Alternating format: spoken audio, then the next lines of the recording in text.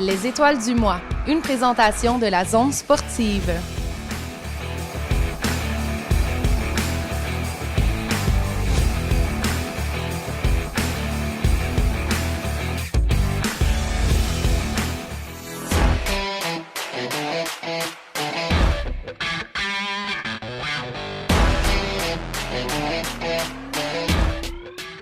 Ma première, dans le fond, je l'ai faite à Toronto. J'ai fait un régional. C'est là que j'ai gagné l'overall, dans le fond.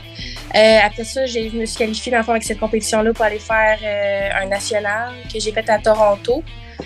Puis, la dernière année, dans le fond, ma troisième compétition, j'ai fait aussi un national, mais en Virginie.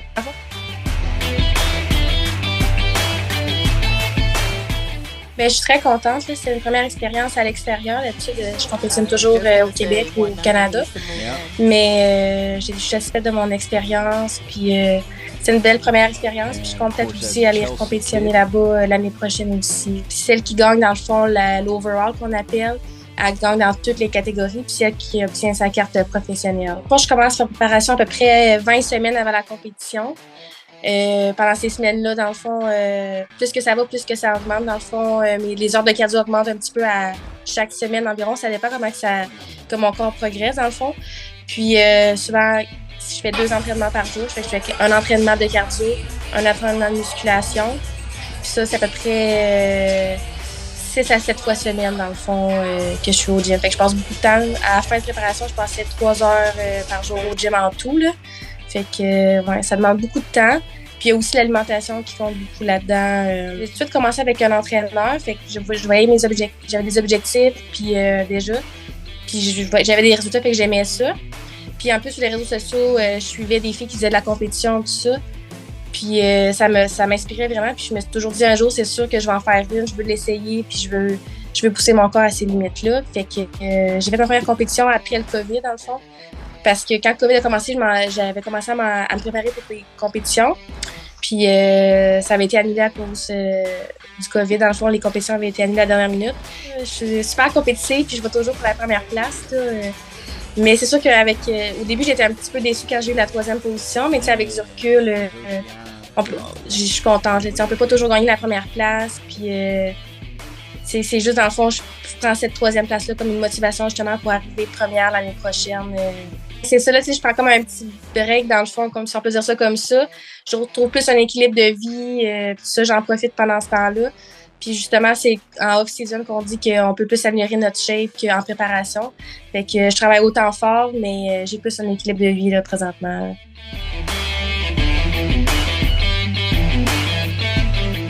J'étais avec une autre équipe avant les Pirates, puis j'ai changé d'équipe là, en 2021 à travers des contacts que j'ai eus, puis c'était une opportunité un petit peu meilleure que j'avais avant, puis j'ai décidé de la saisir et je me suis rendu à Indianapolis où est-ce que j'ai commencé avec leur équipe des filiales de 3, donc c'est un peu comme ça que ça a commencé. Puis mon rôle l'an prochain va être un petit peu plus focusé sur les statistiques avancées, puis travailler avec nos entraîneurs du côté du développement des joueurs, puis aussi à analyser les tendances des autres équipes avec qui on joue, contre qui on joue. Puis ça va servir en fait de donner l'information à nos joueurs pour se préparer de la bonne façon avant les matchs. Puis être capable d'aligner plus de victoires possibles à travers notre réseau de filiales des ligues mineures. C'est beaucoup de voyagement. J'ai passé 3 semaines en Floride, puis je suis présentement en République dominicaine pour 1 mois. Donc aussi pendant la saison, on joue 6 parties à domicile, puis on part sur la route là, à chaque 2 semaines. Donc ce que j'aime le plus, c'est d'être capable de servir nos joueurs et nos entraîneurs avec toute l'information que j'ai en ma possession, puis de permettre d'avoir un petit rôle dans leur développement. Et puis c'est toujours valorisant quand on voit les joueurs avec qui on a travaillé de se rendre dans les ligues majeures puis avoir du succès. Donc c'est un peu ça que j'aime le plus à propos de mon travail. J'ai commencé vraiment jeune. J'habitais proche du stade Paul-Émile Dubé. Dès mon tout jeune âge, puis je me rappelle, je prenais ma bicyclette, puis j'allais au terrain à chaque été. Puis j'ai joué mon baseball mineur à Trois-Pistoles, puis j'ai joué mon baseball junior à Québec et au Saguenay.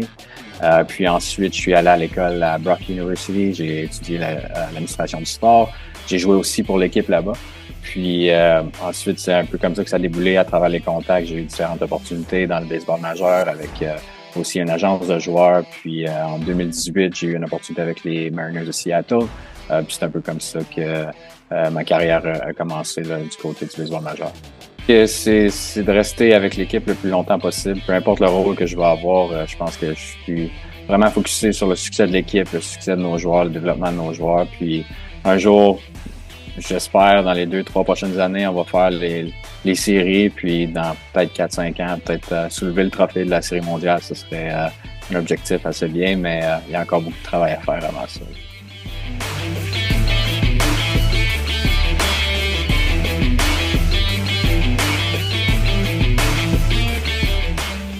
Déjà, l'avoir terminé, c'est bien parce que quand même, moi, j'avais été malade avant la course, là.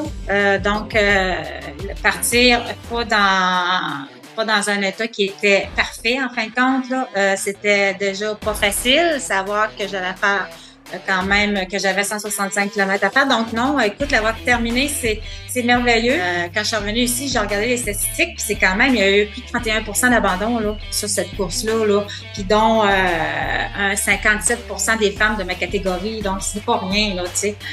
Fait que je suis quand même fière. Je suis arrivée 10e quand même dans ma catégorie. Fait que c'est quand même bien, là, tu sais, avec d'où est-ce que j'étais partie. C'est ça, je l'ai fait en 156. Fait que c'est correct, c'est bien, là, tu sais. 150 heures, c'est si j'avais été top, là, tu sais, parce que j'étais vraiment top quand je suis partie.